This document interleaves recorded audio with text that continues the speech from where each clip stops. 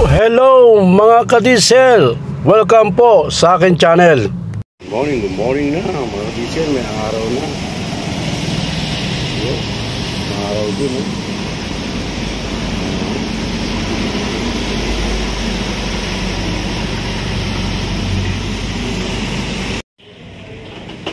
Good morning mga ka-diesel. Welcome po sa akin channel. Meron po tayong injector for 2L, Toyota 2L yan.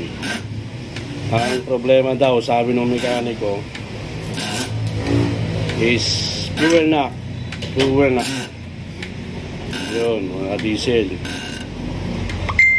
Yun. Fuel knock daw po. Kaya tinanggal yung injector. Ayan, mapaklasin natin yung nozzle tip mga ka-diesel. Yun.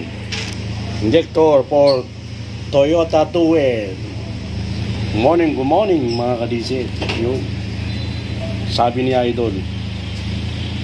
So, bapaklasin natin to. Yan. Pati mga washer. Yan. So, tuturo sa inyo how to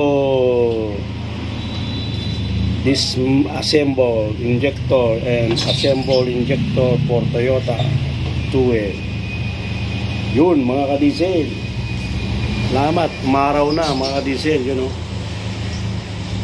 Maaraw na po. Yun. So, baka natin mga ka-diesel. Yun mga ka-diesel.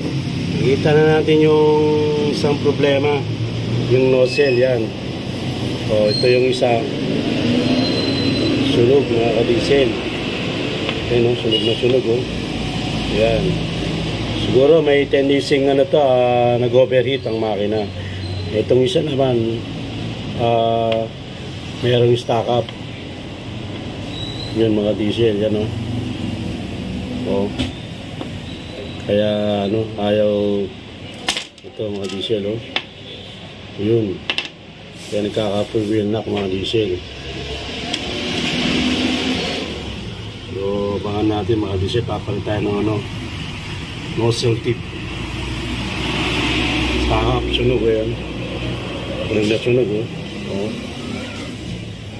Wala mga diesel. Sunog ang nozzle.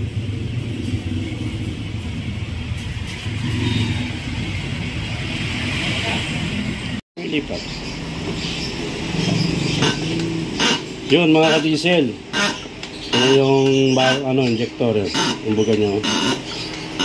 Diba? Ito mga ka-diesel.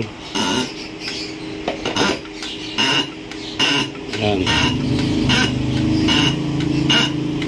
So yung apat na injector, pagka na natin mga diesel. Yung washer na lang. So good na to yung apat na injector. Yung mga diesel.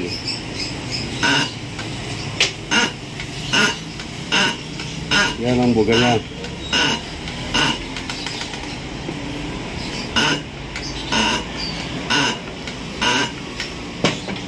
So yun mga diesel. Salpak na natin to. Tabakan natin.